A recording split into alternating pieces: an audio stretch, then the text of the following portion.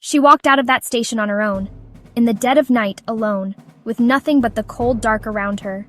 No phone, no purse, no ride. A recent graduate, full of promise, caught in a moment few saw clearly.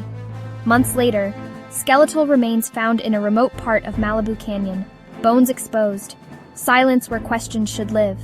Who let her leave that station at 1:25 a.m., without basic necessities, when she appeared confused and vulnerable? Why did she vanish into thin air?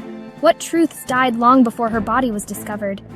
This is the story of Mitrice Richardson, a life lost, a mystery that burns.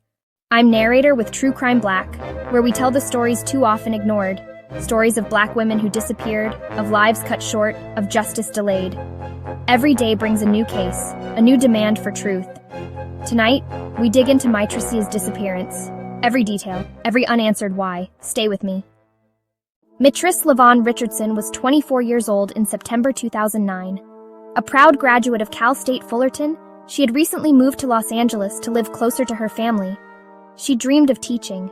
Family and friends described her as intelligent, caring, someone who wanted to make a difference. In the weeks before that fateful night, Mitrice's behavior grew erratic. She reportedly had periods of sleeplessness, claimed to know people who were not there, and made statements that suggested she was hearing voices. According to her diaries and text messages, she was battling symptoms consistent with bipolar disorder. Her family worried. She had shown signs of distress, of being overwhelmed. Her mother, Lattice Sutton, remembers Mitrice's smile, her light, how she appreciated small things. A good book, a walk, conversations. These were the parts of her life the world would forget first. But in those final days, her fears mounted, though most outside could not see it clearly. On the evening of September 16, 2009, Mitrice was at Jeffrey's restaurant in Malibu. She was unable to pay an $89 tab. Deputies were called. They found some marijuana in her car, which was impounded. She was arrested around 10 p.m., then taken to the Malibu Lost Hills Sheriff's Station. While there, she was questioned, booked for failure to pay and possession. Her family says she was reported by staff at Jeffrey's to be in no condition to drive, apparently confused, possibly under emotional distress. At approximately 1:25 a.m., early September 17, 2009, she was released. Deputies say she showed no clear signs of mental illness or intoxication. Her release came without her purse, without her cell phone, and without transportation.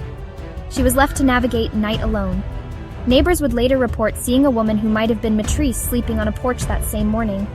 By the time deputies arrived to investigate, she was gone. Her family tried to reach her. No responses, no sightings. For weeks, they hoped. Volunteers, police searched by air and land. Nothing. Months passed. Almost a year. Then, in August 2010, state park rangers searching an abandoned marijuana farm in Monte Nido, about 30 miles from the sheriff's station, discovered skeletal remains. Identified via dental records, it was Mitrice Richardson. Once her body was found, the Los Angeles County Sheriff's Department and the coroner's office stepped in with investigation. The coroner's department classified her cause of death as undetermined. There was no obvious sign of homicide, but that did not satisfy her family. The Office of Independent Review released a report detailing communication breakdowns. When deputies and coroner's officials discovered bones, there was confusion over whether it was a full skeleton or partial remains. Deputies removed 4 bones initially, believing them stand alone, then realized they were connected to a skeleton. According to officials, additional permission was sought, the coroner's side disputes ever receiving that call. Mitrice's family alleges her mental health crisis was evident that night, that she should never have been released without care. Her father argues authorities should have placed her under a 72-hour psychiatric hold rather than letting her walk away. Her mother insists deputies ignored signs of severe distress. Some theories, she became disoriented, succumbed to exposure.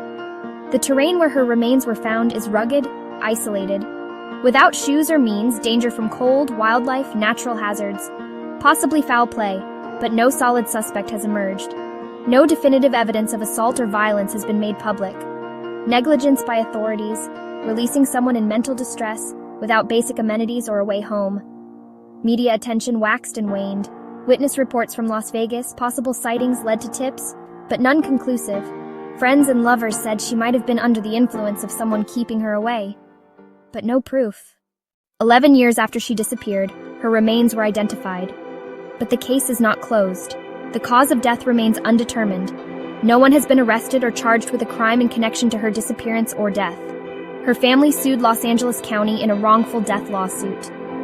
That lawsuit was settled in 2011 for approximately $900,000. The Los Angeles County Board of Supervisors has re-established reward offers multiple times for anyone with information leading to a conviction, initially $10,000, later increased, in recent years up to $25,000. The Office of Independent Review's findings say that deputies followed legal procedure when they released her, offering Mitrice the option to stay in custody voluntarily until daylight, or until someone could collect her.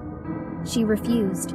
Department records maintain they acted within policy, but her family maintains the decision was unacceptable. To this day, no new leads have broken the case wide open. Authorities say they remain open to tips. Her case remains a chilling reminder of how safety, mental health, and justice intersect. If you know something, no matter how small, that could change what we believe about what happened that night, it matters. Find public documents, the OIR reports, coroner's files, dispatch logs. Freedom of information requests could reveal things not yet shared. Contact the Los Angeles County Sheriff's Department or the Los Angeles Police Department. Tips are still being rewarded, up to $25,000 for information leading to an arrest or conviction. Support organizations seeking justice for missing Black women, groups who push for greater accountability when cases like Mitrice's slip between the cracks.